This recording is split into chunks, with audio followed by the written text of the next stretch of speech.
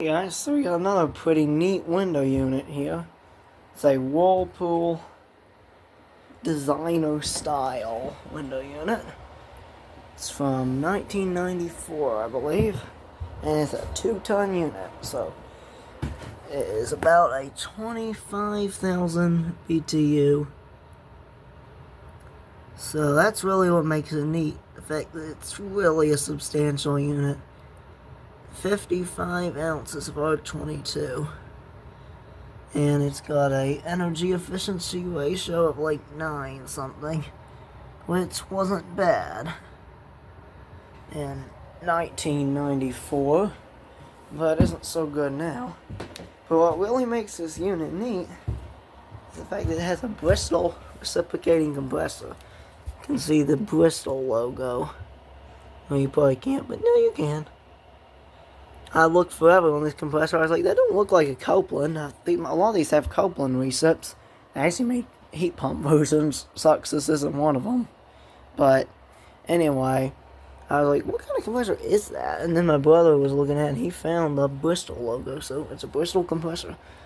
Whole thing is, as you can see, it's really suffered from corrosion, unfortunately. But it may still have a charge and may still last another 15 years. I would bet it will, but look at that, it got 5 rows on the evaporator and 4 on the condenser, which probably doesn't help efficiency too much.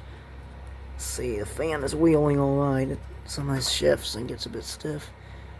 But I think we're going to go ahead and plug it in and see if it runs. This one's going to be neat to fire up. This one came out of an antique shop that my grandma used to run. So this unit hadn't been ran in about 10 years probably since they closed the shop. But being a 2-ton, it probably kept that area of the shop pretty cool. Alright, well, let's cut off my P-tack. My rigged up P-tack. Okay. And plug in this guy.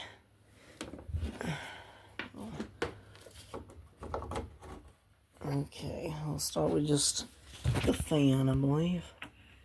I think that's the safest thing to do.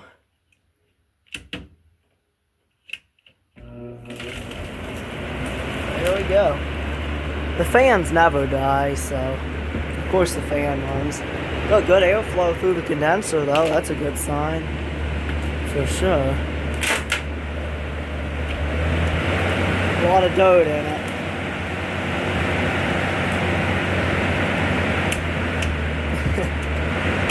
It's a noisemaker for sure.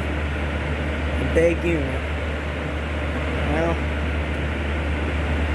I'm honestly a little bit scared to fire the compressor up. We'll try it. It's not hot enough right now.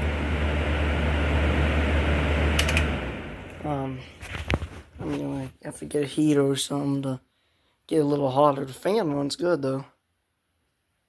What you gotta do playing with air conditioners in the winter. The shop's not that hot inside right now. Warm. Yeah, I've been working on this little General Electric. It's a General Electric Carry Cool. But got this big guy too and thought we'd have some fun with it. Oh, clicked. And we got a little vent here too. It's operated by a cable. It's kind of funny. Alright. Are we ready for Bristol? Yes, sir. I think so. Oh, yeah.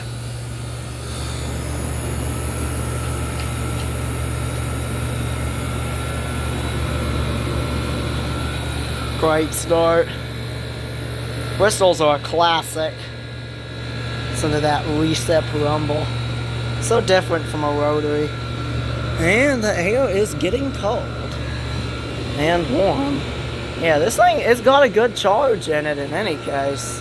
So, if I clean it out good, paint what I can of the rust and corrosion, and keep it like with under an awning if I use it. I really want to put this one into service.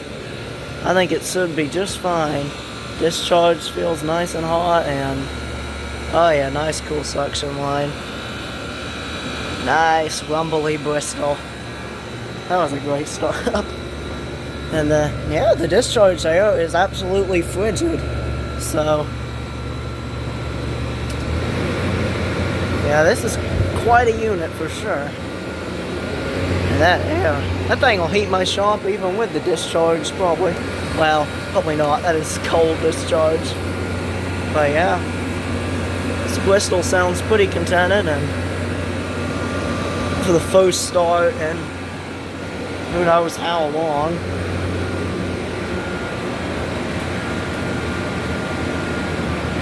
Yeah, that discharge there is freezing. This would really be nice on a hot summer day for sure.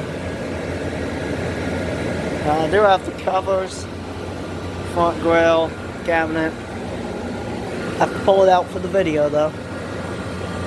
Nice long, look at that capillary tube too.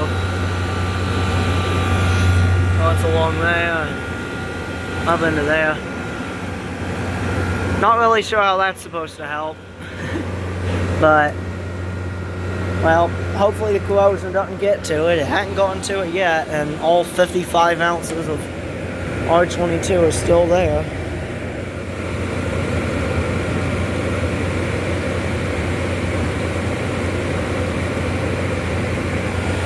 Nice.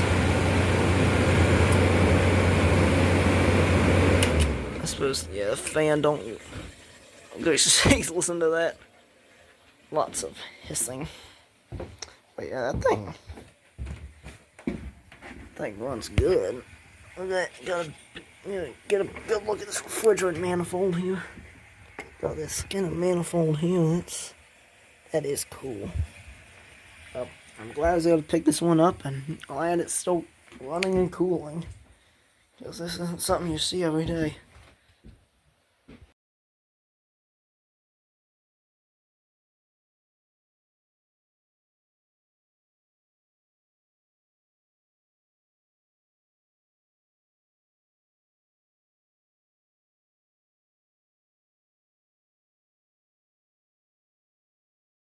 So I vacuumed out the base fan the best I could, and then I painted the worst of the rust with some Rust-Oleum rust reformer.